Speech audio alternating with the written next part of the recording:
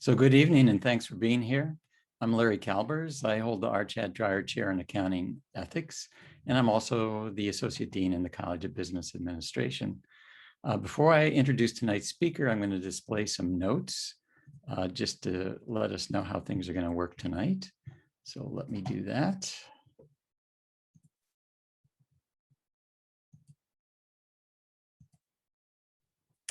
And so we do have a Q&A window, and I would ask that you type your questions in there. We'll moderate those questions during and after the presentation. So if there's a good place to ask a question as we go through the presentation, we'll do that. Otherwise, we'll hold the Q&A until after Michelle is done. And you can use the chat window to post any comments that are not questions. For those of you using CBA Advantage, or a QR code will be displayed later in the presentation. And the webinar is being recorded and will be available for viewing after the presentation.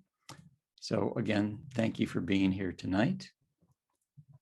And I would like to just give a quick shout out to Marianne Carlton, an LMU accounting grad, formerly of KPMG and Tatum. And she's currently the Associate Dean for Finance and Administration in Loyola Law School.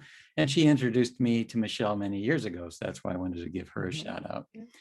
I also want to thank Nancy Donovan, our CBA coordinator, for organizing and navigating this webinar.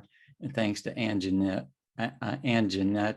Armandaras, Michelle's executive assistant, for working with us to schedule this presentation. So Michelle Wroan is the managing partner of KPMG's Los Angeles office and leads over 1,500 professionals in providing audit, tax, and advisory services to KPMG's clients. She previously served as the national media industry leader for KPMG's media practice. In addition, Michelle is an audit partner with a 27-year tenure at the firm, serving clients from the emerging growth stage to mature public companies. As a managing partner, she's responsible for representing the firm in the marketplace, developing marketplace strategies, leading the growth and success of the firm in the greater Los Angeles region, and helping ensure clients receive outstanding service. Michelle is also passionate about advancing women in the workplace. She's helped found the Los Angeles chapter of KPMG's Executive Leadership Institute for Women, which helps prepare local business women for leadership excellence. She also serves as an executive board member of the KPMG Network of Women, which is now, which fosters the personal and professional growth of women at KPMG.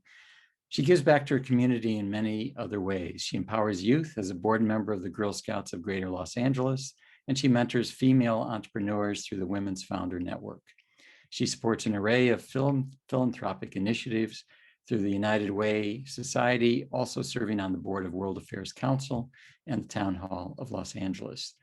She contributes to her alma mater, the University of California at Los Angeles. We're going to make her an honorary Lion tonight, as a recruiter, speaker, and on the Chancellor's Society's membership. She earned her BS degree from UCLA and is a graduate of KPMG's Lead Partner Academy at the Wharton School of Business and KPMG's Executive Leadership Institute for Women. She's a certified public accountant in California and New York and lives in Los Angeles with her family. Michelle, I'm really looking forward to your timely presentation tonight, so I'm going to turn the screen over to you. Thank you very much, and thanks for having me today. I'm going to share my screen, and I thought I would start off first talking about myself to just give you a little bit more, and hopefully you can see this okay. Let me know, Larry, if you can't. So again, thank you for having me. The topic we chose today to talk about was DEI, diversity, equity, and inclusion, and specifically about KPMG and what we're doing. And I think, I spend a lot of time with other companies working with clients on my board work, and everyone is focused on this and everyone is doing something. And so some of this may look and sound familiar to what you are hearing and experiencing yourself.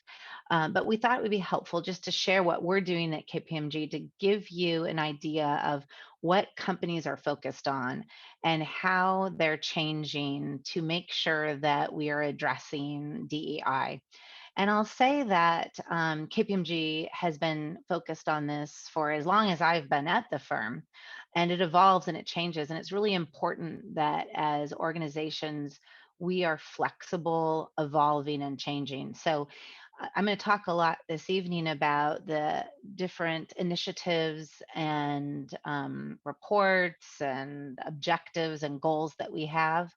But I want to say that we refresh and update those regularly because there is constant change that goes on, and it's really important that we are keeping that at top of mind, that we're not just creating a plan and goals and then not updating them as we go.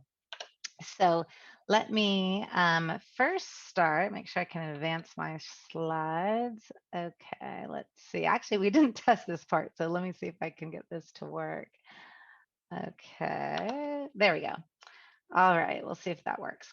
So let me first just tell you a little bit about myself. Thank you, Larry, for the introduction, and you got a little picture there. I'll start with the fact that I am a native Los Angelino, born and raised in LA up in San Gabriel Valley. And I'm a first generation college graduate. So neither of my parents went to college. They both went straight into the workforce. My father actually served in the Vietnam War, and then coming out of Vietnam, he went straight into the workforce, both of my parents. And so for me, getting to college, I didn't have their history or knowledge of how to navigate that. I had their support, which was immense, and certainly along the way, they helped me through obviously getting through my high school years and my schooling, but actually navigating the process of applications and getting into a university, and then actually being in a university. I had them to lean on with that experience. And so I wanted to point this out because what was so important to me was having mentors and sponsors along the way. And I was lucky that I had friends with parents who had been through university. I had friends with parents with all different types of careers and professions, and I really leaned on those mentors. And it really takes a village. And I think that's partly what we're going to talk about today, how important it is that we're leaning on all of our differences, all of our different skill sets and capabilities to help get us to where we are. And so I went to UCLA, as Larry mentioned, and graduated there. And when I was UCLA, I did an internship with KPMG. So I had gotten involved in accounting at UCLA. And interestingly enough, about UCLA, they don't actually have an accounting degree. They have economics, and then you can do like a specialization in accounting. But there was a professor there, David Ravitch, who really helped guide me and many of his students into the path of what public accounting was all about. And he is another one that to him to because he helped introduce me to what is accounting, what's a career in accounting, what is public accounting, and how does that work, and various clubs that could get involved with. He made us aware of that. He really was instrumental in my path to getting to the internship I ultimately got as a junior, and that exposure I got. And so through doing the internship, I got to see what working in a big corporation would be like, and I loved it. Met so many people, such a again diverse group of people, and I was lucky enough to get an offer for full time employment with KPMG, and I never left. So went back and finished up my senior year, and then started with KPMG, and that was in the fall of 1993. And I've been there ever since. And a lot of people say to me, wow, how can you be in one place for 28 years? How did that happen that you haven't left or gotten bored or wanted to try something different? And I would say that's really because a career in public accounting is really like 10 different careers, because your roles and responsibilities change every couple of years. So just when you start getting really comfortable in what you're doing, they switch it up on you and give you some new clients, new responsibilities, new levels. There's a very clear path to promotion in the firms, and a little bit less clear when you get to the point of making partner, but it was kind of an extension of college. I felt like I was continuing to get educated as I went. And I always felt challenged, motivated. I never got bored because I was always doing something different. And I liked the idea of working with different clients, different teams all the time. So I would get to go out and experience my different clients, and I always could see what it would be like. And I could imagine, okay, if I went to this client every single day at this one job, what would that be like? And it just never appealed to me. I liked that moving around and working with different people and different companies. So I stayed. I did leave LA for a bit. I went to New York for 3 years and did a rotation in our national office. We call it our Department of Professional Practice, and it's the group that focuses on the technical side of what we do. So I did have a time there where I was out of LA for a few years, and that was a wonderful experience. Stepping out of my comfort zone to live in a bigger city. LA is big enough, but a bigger city, real city living. I was in Manhattan, and just experiencing that, experiencing snow, cold weather. It was definitely fun to just have that unique experience. At that point, I was newly married, and so I was very lucky that my husband would come with me. He was able to work remotely at that time, and so we had a great time on the East Coast and came back to LA in 2007. And I had my first son while I was in New York at the very end. So I came home with a baby, and as a partner at the firm, I made partner in 2006. So came back to Los Angeles with a baby as a partner and navigating all of that, and came back in. My industry specialization has been media and entertainment. And that has a lot to do with the fact that I started in Los Angeles, and it was some of the first clients I worked on were in that field. And I really just enjoyed the business, the industry issues they experience, the accounting issues are different, and I just really enjoyed it. And so stuck with it. All the while still experiencing other industries. So I do spend time in consumer markets, consumer products, and have a variety there. I was for most recently, prior to my current role as managing partner, I served as our national media industry leader for media and entertainment. So I got a chance to spend time focused specifically on that industry, the trends, and it was an exciting time these last few years to be focused on this industry with the rise of streaming and then the disruption of COVID. There was a lot going on in the industry, so it was an exciting time to be involved, and I was really fortunate to have that opportunity. And then I got the most recent opportunity to take on our role as the managing partner of Los Angeles. And so that's been 6 months now. Not easy to do in a pandemic because I'm not able to be in the office with all of our people all the time, walking the halls, if you will, saying hi and checking in with people. So we're doing it all virtually, and we've learned how to work virtually successfully. We've done quite well virtually, to be honest, in terms of being able to be efficient, effective.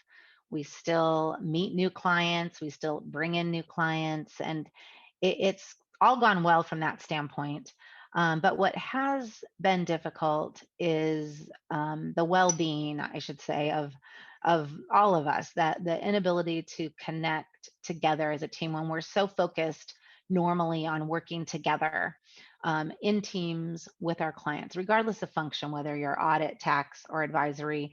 We generally are team oriented in how we deliver our work and our projects.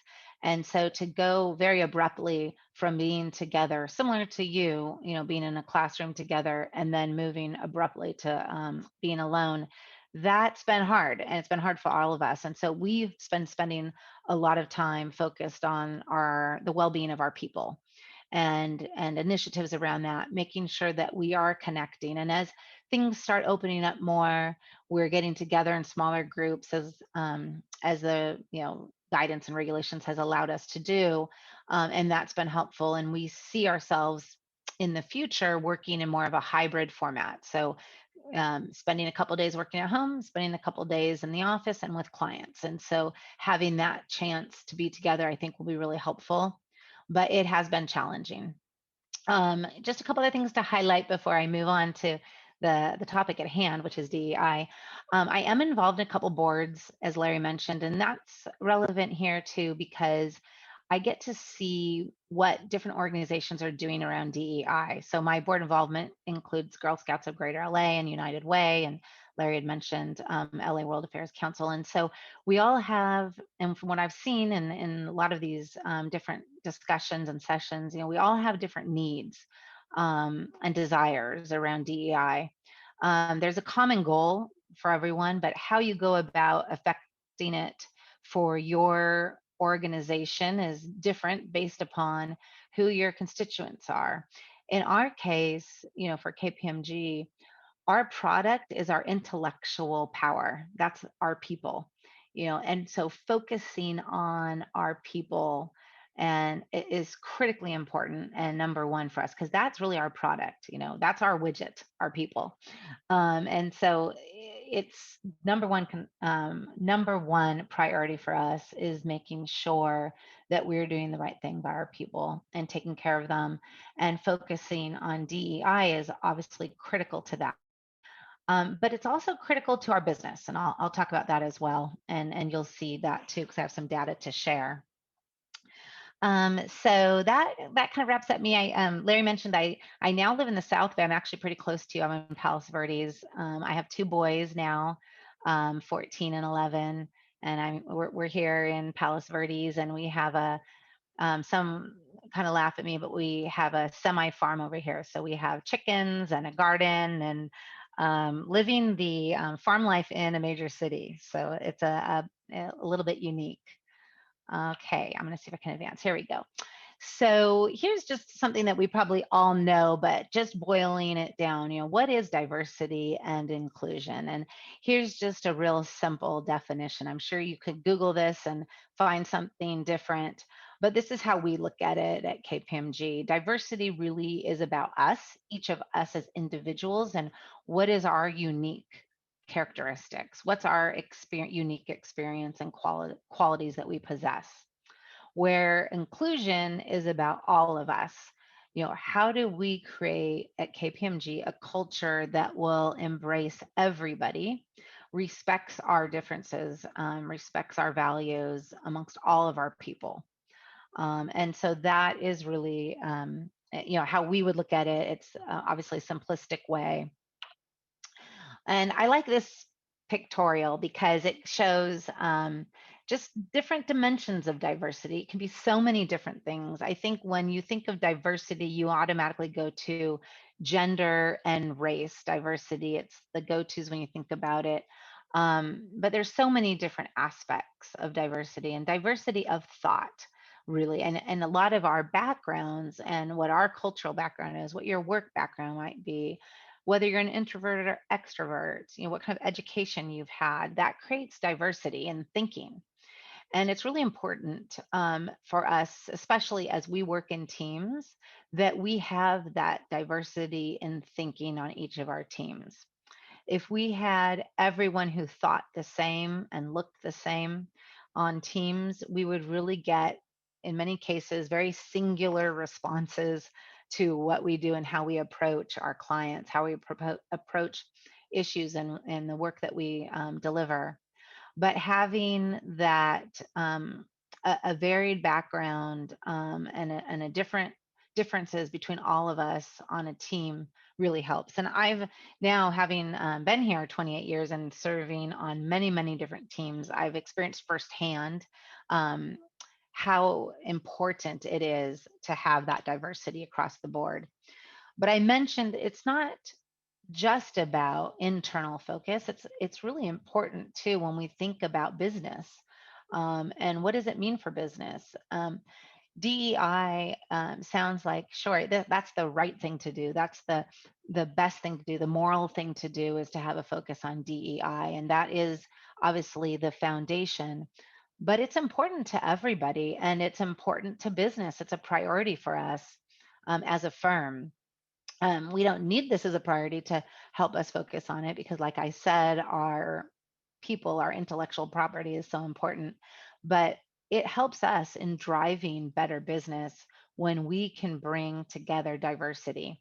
And here's just some statistics to share with you. And I believe the slides will be made available as well, so you can have access to this. I don't need to walk you through each bit of these numbers, but you can see that it enhances our performance.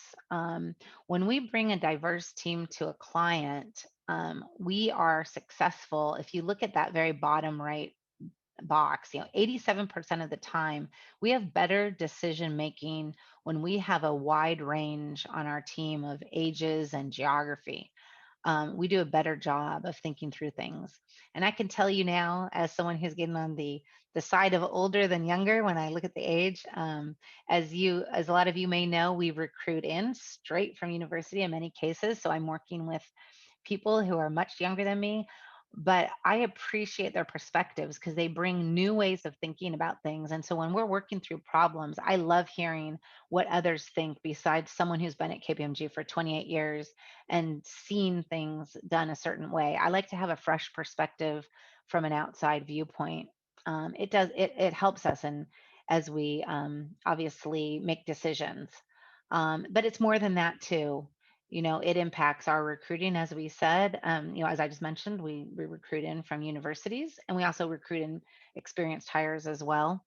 It impacts how people feel coming to KPMG or any corporation, if for that matter. You want to think through about, will I fit in? Is there a place for me? How will I feel? Will I be valued?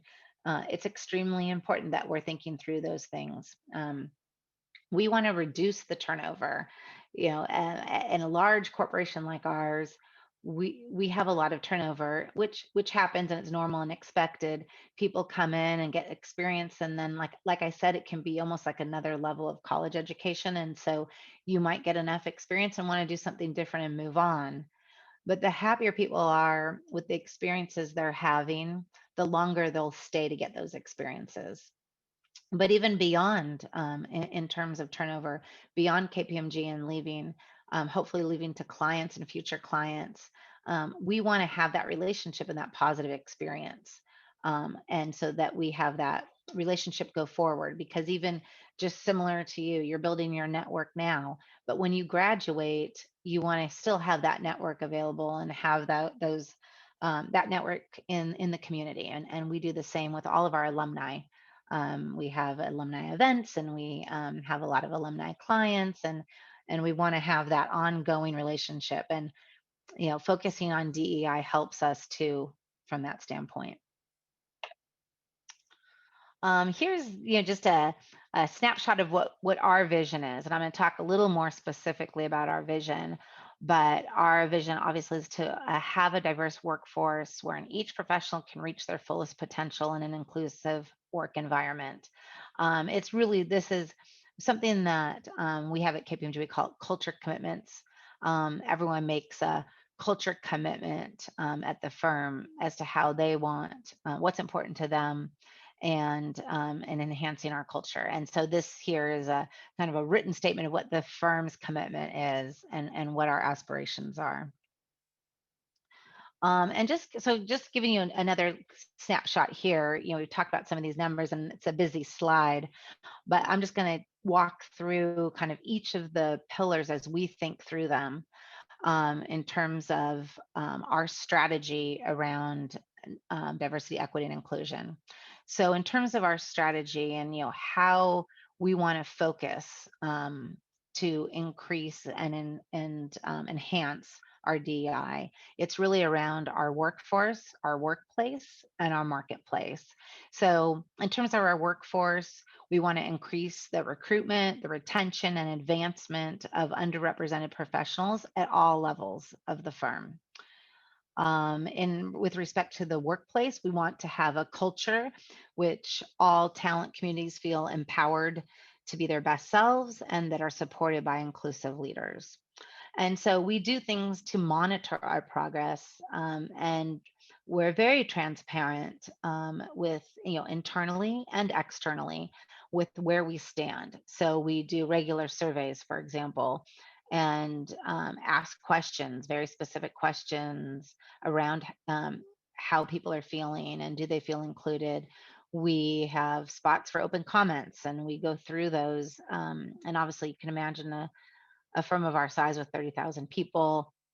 There's a lot of information for us to take and digest and work through. We have what we call business resource groups and inclusion councils, and you can see them listed here. I participate in a lot of these. So it's not just, so for example, African ancestry. It's not just our Black professionals that are part of African ancestry.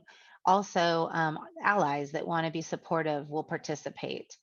Um, KPMG Network of Women, or no, as Larry said, we invite the men as well to all of our events. So we have a lot of support across the group. It's each of these BRGs is a chance for the group to come together and to talk about issues that are impacting their group, talk about opportunities. We'll cover all different types of topics: mentoring, sponsorship.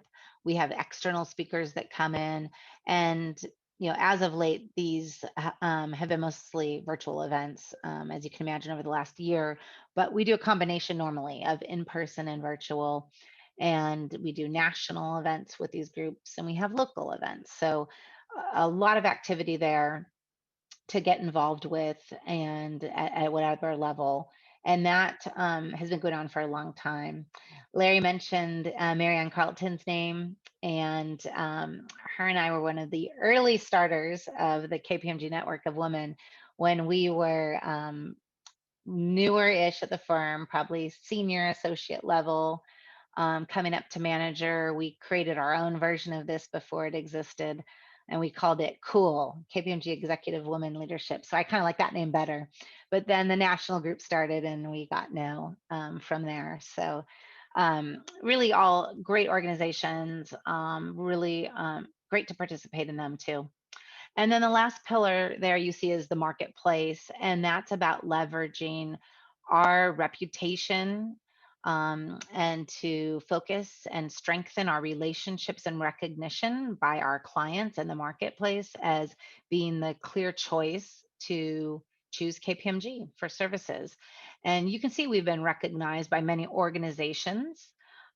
We just again received notice that we are going to be listed on the Fortune 100 Best companies to work for. So that was great to see that we've received that recognition again this year.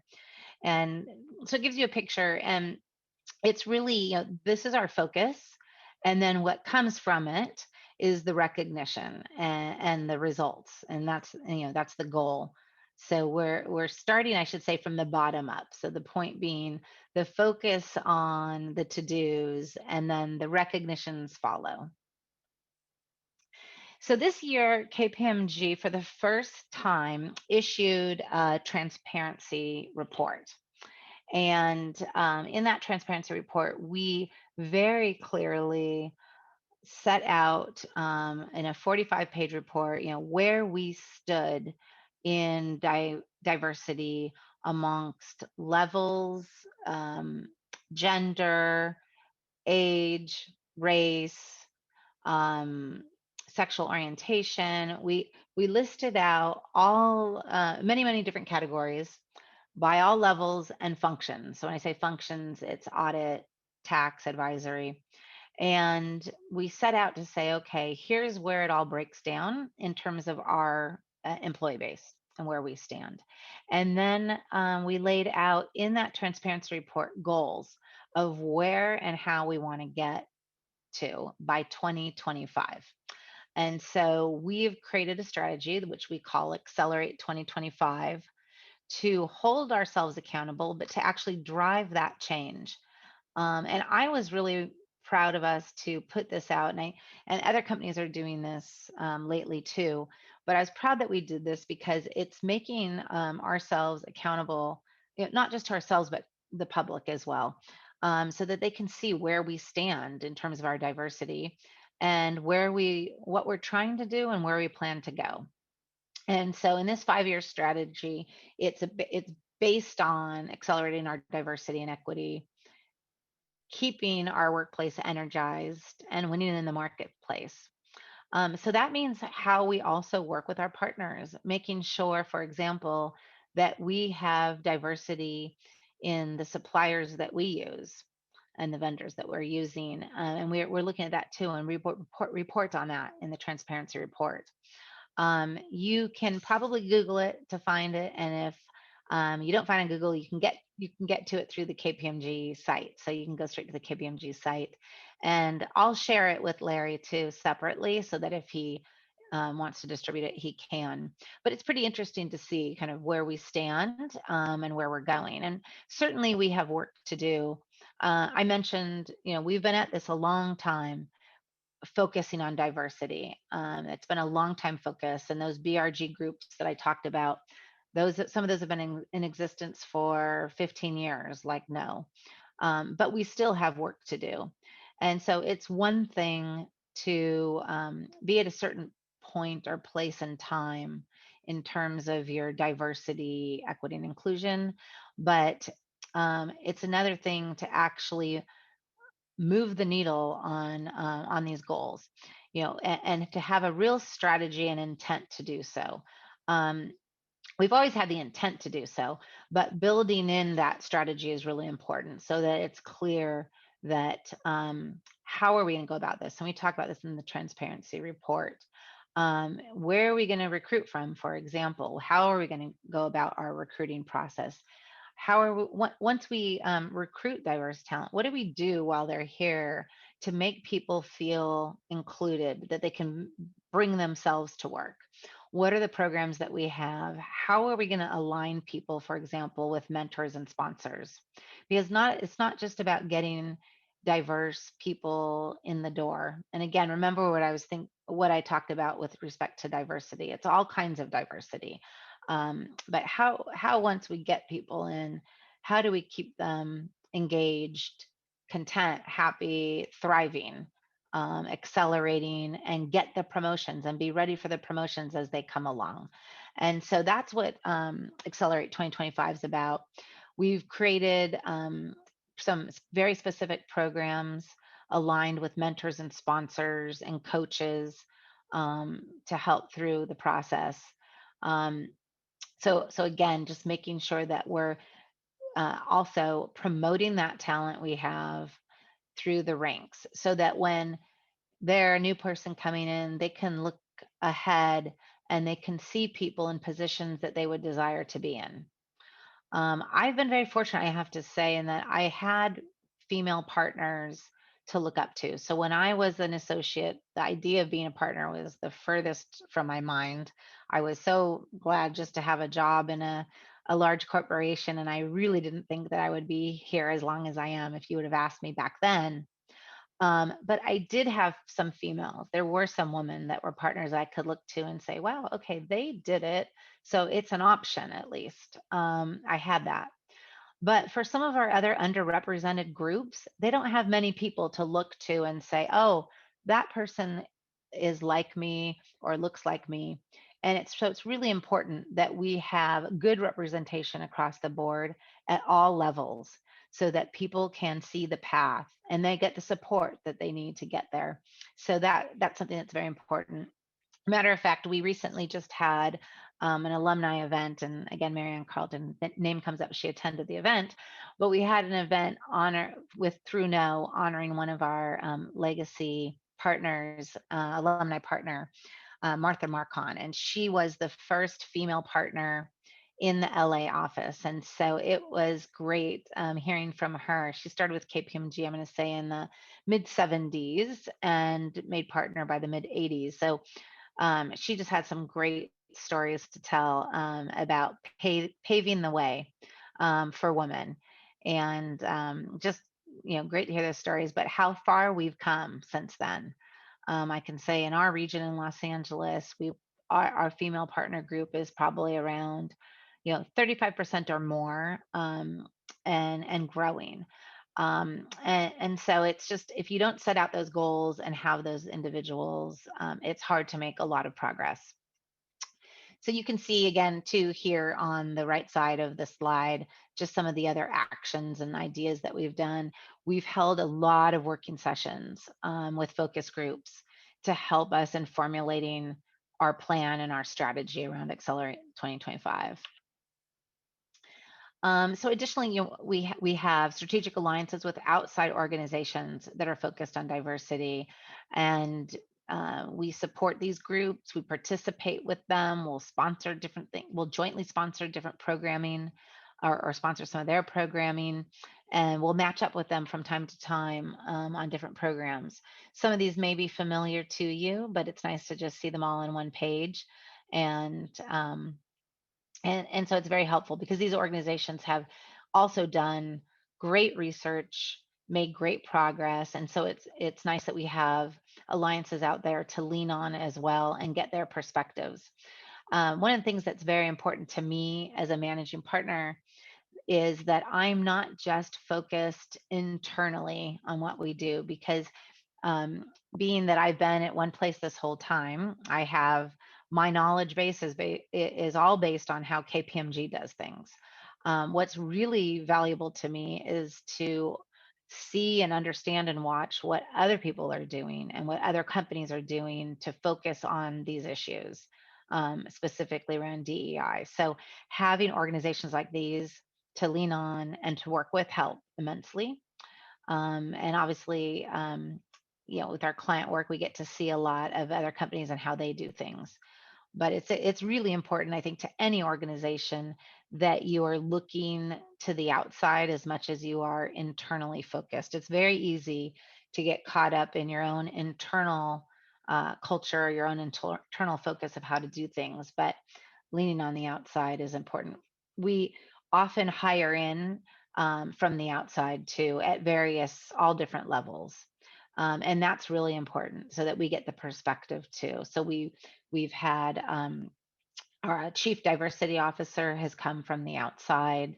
We've had a couple of different ones come in from the outside, which has been very helpful. Our head of HR has come in from the outside. That we're not just only promoting from within, but we add as well. That's another element to our strategy.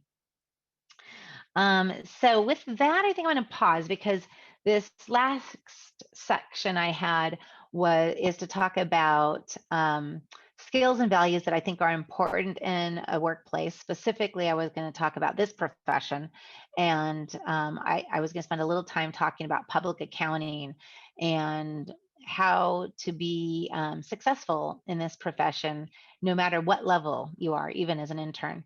So I can talk about that and some of these values, but maybe I should pause for a minute, Larry, to see before we leave some of the topics of DEI, to see how we're doing on any Q&A. Sure. Thanks, Michelle. Thanks so far for your great presentation. We do have a couple of questions, so let me read those to you and get your feedback. The first is, given your work and KPMG focus on DEI, what corporate strategies and communications do you use when the dialogues get difficult? How did you plan for today's verdict in justice for George Floyd in Minnesota? How did these kinds of events play out in your work at KPMG? Yeah, great. Very good question, Dale. Thank you. I think we could expect a good one from Dale, right? No, but it does get difficult, some of these discussions, when the communications get difficult, or the events of the day are difficult. For example, today, this ended up, the timing of this, we probably couldn't have planned this discussion on a better day.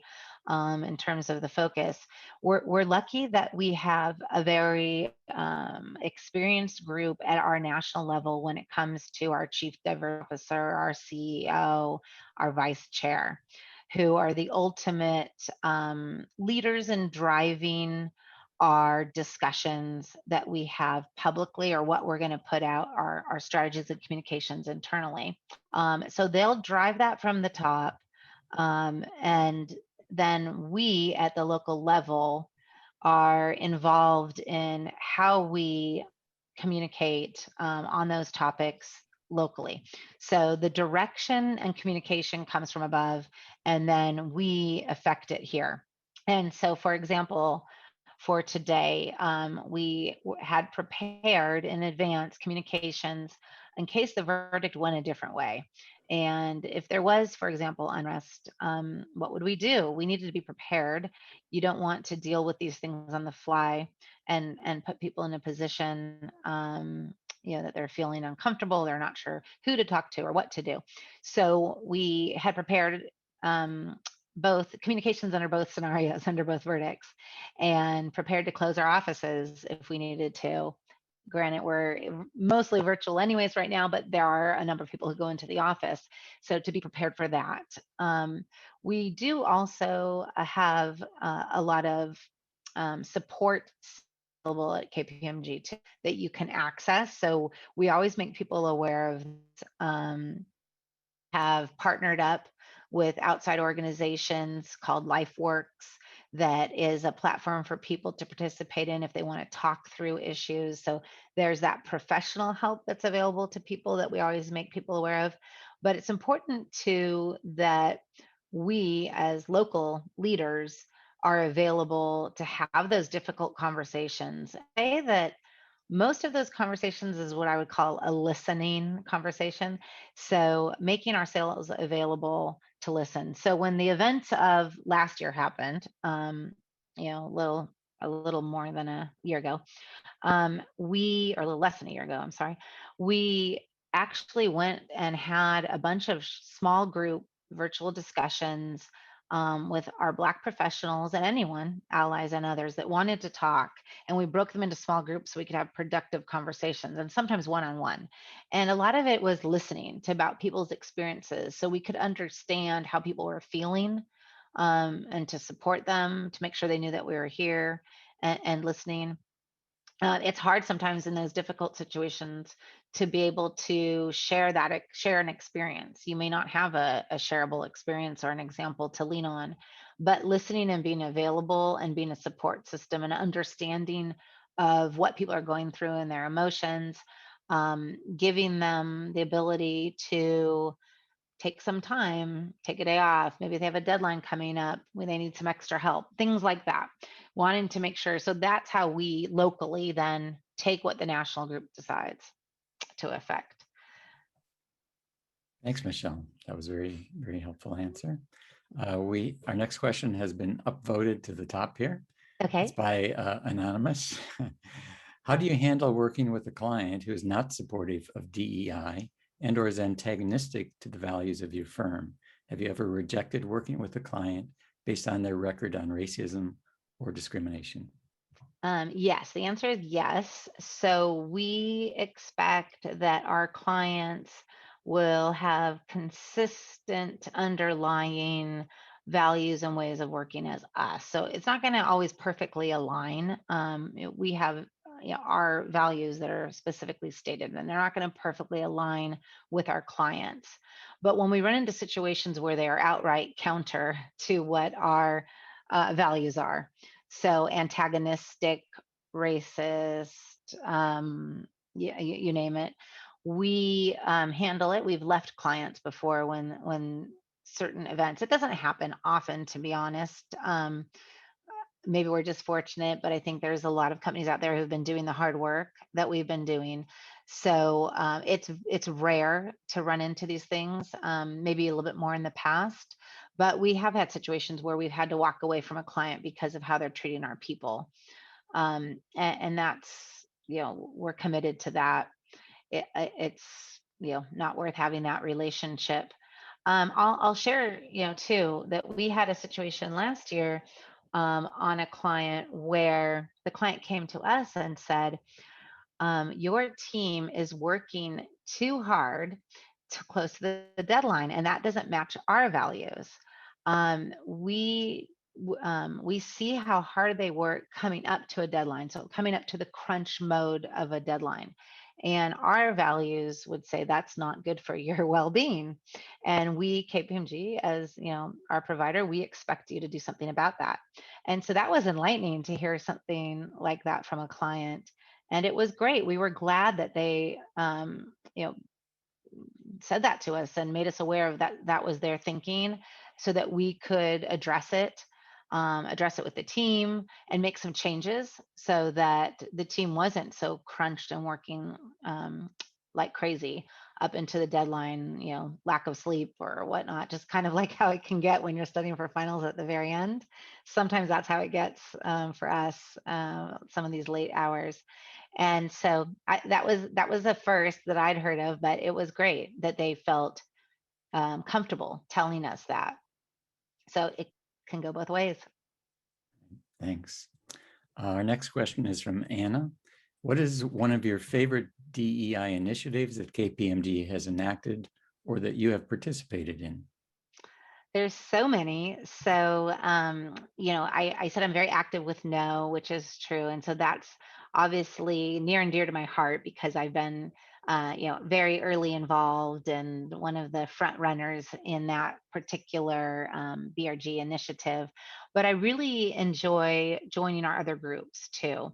So I'm have been a pretty active member in Pride as an ally, and we have a lot of fun events. So one of the things we have is Drag Queen Bingo, which is just a fun social event that we do usually during Pride Month in June. And that is just a time to just have a lot of fun and be together and celebrate. And so that is one that stands out just off the top. That's really fun. Um, and so that we try to have fun too. So it's serious business, but it doesn't always have to be so serious. We can also have some fun in the process and connect and have that teaming. So those are just a couple off the top, but there's probably a gazillion because we're so many different things that we're doing and have done. Great, thanks. So our friend Marianne Carlton has been upvoted to her question. Okay. You mentioned entry-level hiring and making adjustments to your approach, and also the schools where you recruit to increase diversity. Is there anything the firm learned that you can share that our LMU students are best prepared for the very competitive hiring process? Yeah, that's very good. We're still learning on this too, in part of our Accelerate 2025 in terms of where and how to recruit. And so a couple of things we've done is create some special programs, I should say, that I don't know if I want to call them special, but targeted programs, I guess is probably a better word, for internships throughout the year that focus specifically on diversity. And we're initiating those across all universities. So that's something to look out for too. We continue to recruit across the board at a number of universities throughout the country, but obviously with LA, LMU is a school that we enjoy coming to. And in fact, we have so we've historically participated in a couple classes as well on campus. So I can tell you from my experience with LMU, you guys are well positioned. You have a great accounting program, and so you're doing all the right things. But having, in terms of our profession, having that focus on accounting is important. So we want to go to schools that are preparing their students for that profession. So with the basics in accounting, the minimum required classes. And so we're doing that. Additionally, we're looking at other universities that we might not normally have gone to that have more diversity too, to make sure that we're recruiting in at all levels, all diversity and inclusive from that standpoint. But obviously, you need to have some of the skill sets coming in and the classes coming in to be able to work in accounting. Great, and I want to thank you, Michelle, for coming to my specific class a few Yeah. times, and Yeah, we've that had was many fun. KPMG people from entry level all the way up to partners partner with us Yeah, and still great. continue to do that. So that's Yeah. great. Our next question is, especially for candidates who are first generation and POC, what does KPMG do to support and advocate for those individuals who typically do not have a network in the corporate world? Yes, absolutely. And I can say I was someone who did not have a network in the corporate world. So you do, there is a lot of support. There is not an expectation that you know what this job is even coming in. You're going to get your education obviously at school, but we do not have any expectation that you have a connection or even know what it is that's going to be expected of you day one. So there's that. But then also we have created programs that are very specifically targeted to diverse candidates. One of them is called Embark.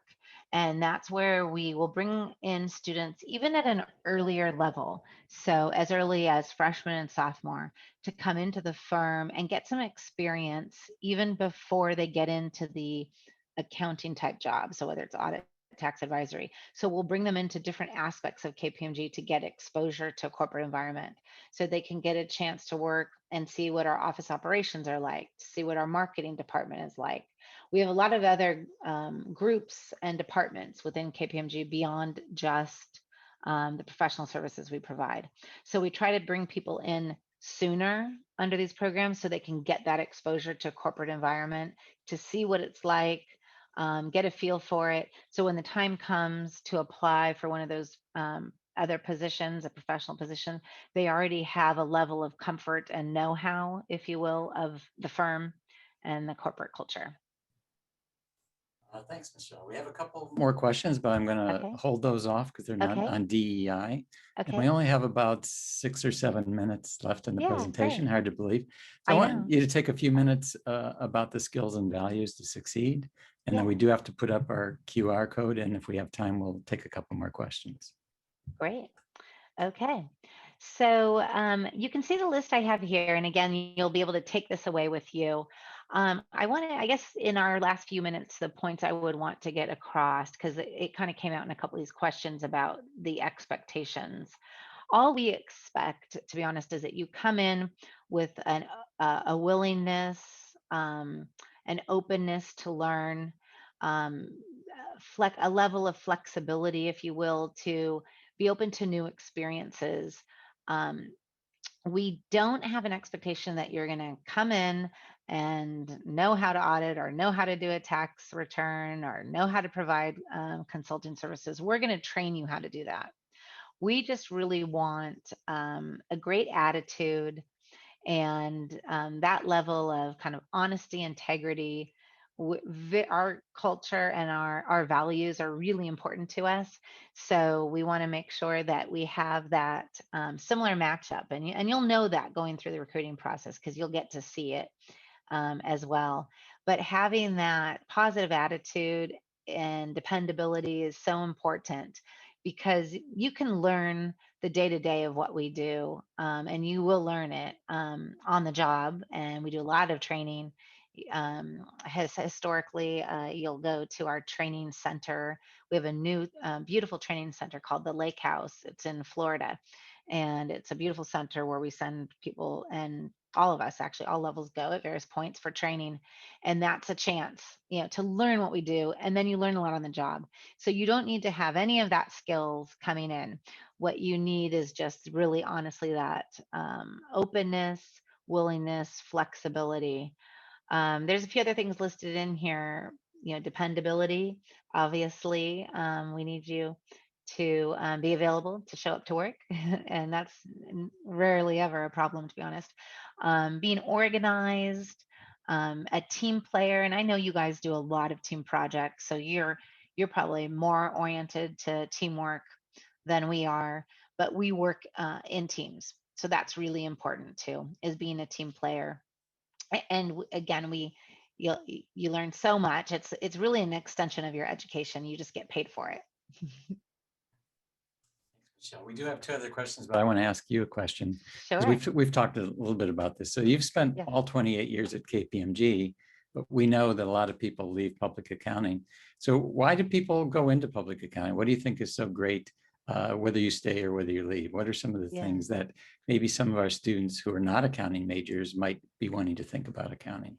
Right. It really is a broad education of business. It's like getting it's almost equivalent to getting, say, like a master's in business, because you're exposed to, when you come in, you're going to get to work on all these different clients. You're exposed to tons of different industries, clients, how they operate. You get to see, you get an inside look at how a company operates from top to bottom. So you get to look at their financial statements, you get to talk with them, you get to see how do they make money, how do they make profit, what do they do to be successful. So you get this real close up inside look, and you learn so much from that. You essentially learn the language of business. And other people would call accounting the language of business. And you learn, even more than that in public accounting. And so it's a great launch pad to the next thing if you don't want to stay. Some people just they don't like moving around so much from client to client to client or project to project, and they want to just do one kind of similar thing, and that's fine. You get to get certified and get your CPA license, you need to have public accounting hours. So that usually keeps people around for a couple of years because you need to be able to get enough hours to put on your application for your CPA exam. But then it really gives you the chance to build your resume and build a network similar to what you're doing in university. It's just kind of the next level beyond. And you still get to keep your connections. I still am in touch with so many people from I worked with, even in my new hire class, like Marianne, but many others. And we have a strong network that's built up. And every year there's a new group coming in, and I've gotten to know so many people. And I think most, even when they know public accounting or get to the point where they don't feel it's right for them forever, they still look back fondly on all of the relationships they developed and experience they gained. I hear that over and over and over again from our alumni. Great. Thanks, Michelle. I'm going to ask that you stop sharing your screen so we can put up Okay. our QR code. And in the meantime, we have a couple minutes that we can have you answer 2 of our last questions. Okay. So one of them is, your experience has encouraged me to apply in the future. What opportunities do you have for international applicants? Yes, we do. And our recruiting department's better handling that in terms of how it all works with the work visa. It's been a little challenging during the pandemic because all the rules and everything have changed about work visas, but we do have those opportunities for international students. And it does change depending on how the laws and regulations change, but they monitor all that, and there are opportunities. And one last question, and Nancy, it looks like that might be the wrong QR code, just to mention. Looks like it's for tomorrow. And as women in the business world, what is your best advice for getting your feet on the ground right out of college? Yeah, having the experience that I had coming into a large firm has been great. Going into any company, obviously, getting any experience is great, but some of these larger corporations are great because you have a variety of people to support you. And I might say, I should say, I had a lot of male sponsors and supporters along the way. So it's not just for me about the women that I saw and supported me. I had a lot of wonderful male partners who really took me under their wing and supported me and mentored me and guided me, sponsored me and for partnership. And so, having that access to so many mentors was, for someone coming out of school without with no corporate experience, really, it was extremely helpful.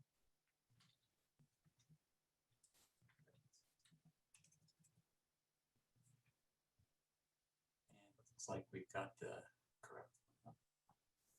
So, Michelle, I just want to thank you so much for spending an hour with us. It went so fast. I know And it did. it's great to hear about all the DEI initiatives and your career, and being a woman in your place. You've been very accomplished and successful and achieved a lot. And so we're very pleased for your achievements and Thank for you. sharing them with us tonight. So thanks very much.